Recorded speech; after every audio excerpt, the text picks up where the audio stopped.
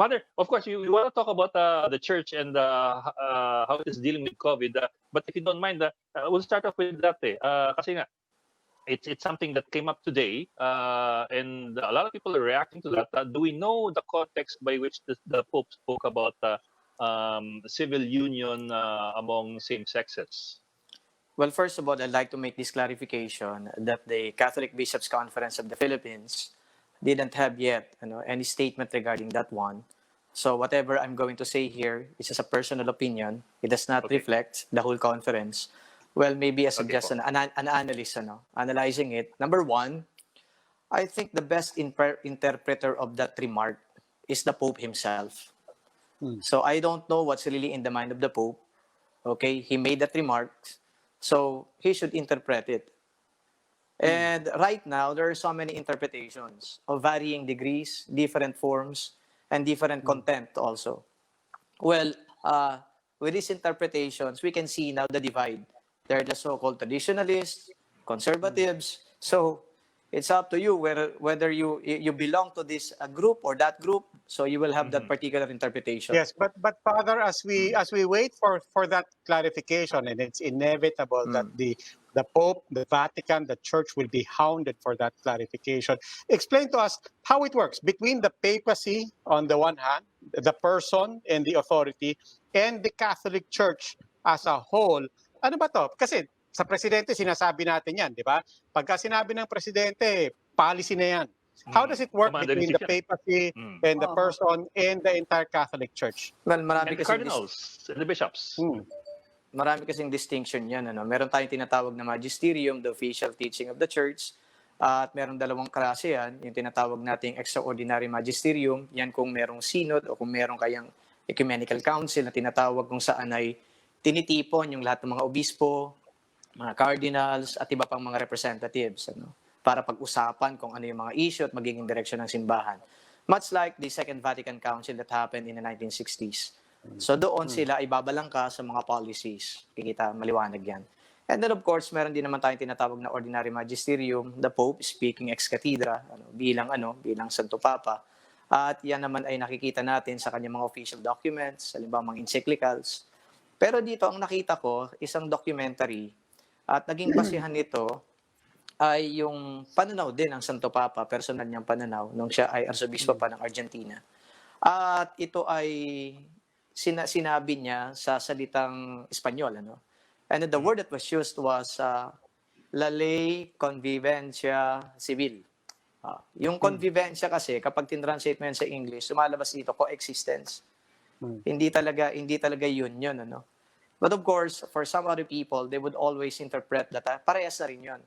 Sabi nga din niya semantics. Kaya doon ko sinasabi ngayon na let the Pope interpret his own remarks.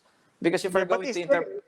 Okay, so is there such a thing? Niya, what if his interpretation is precisely civil union as we understand it, same sex? How does it come to a point of escalation where it will actually require a synod, for example, or a major, kumbaga sa government, a constitutional amendment of sorts? Paano nangyayari yun within the church? Well, I'm going to answer a very hypothetical situation, and I'm going to make clarifications regarding a very hypothetical situation also.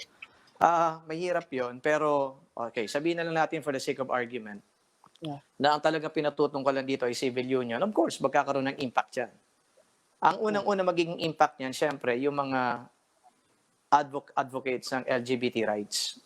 So anong gagawin nila? Gagamitin nila syempre ang sinabi ng Santo Papa. Ang Santo Papa nga, ganito na pananaw eh. Bakit kayo ayaw niyo pa? So that's I think, the very practical way of putting it.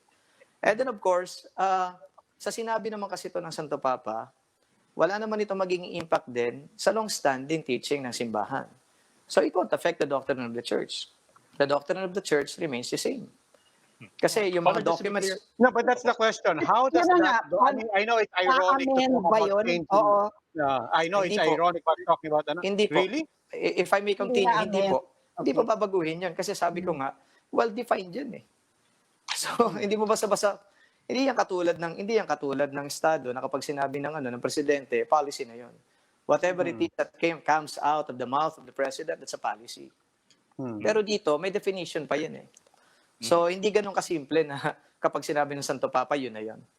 So, kaya nga Well, binanggit Father, ko, kaya nga binanggit ko sa inyo, no? If I may continue, kaya nga binanggit ko sa inyo, hinihimay-himay ko, meron tayong tinatawag na, ito nga, yung synod, yung ecumenical councils, di ba? Tapos, ito pang mga official documents, yung mga encyclicals. So, wala naman tayong ganun eh. If we're going to go back to those official documents, for example, the product of the Synod of Bishops, maybe 2 to 3 years ago or 4 years ago, Amoris Laetitia. So, nire-enforce dito ng document na yon ng Amoris Laetitia na talagang ang kasal ay para sa babae at lalaki. And Pero of course, Father, this is for it was signed by the Pope.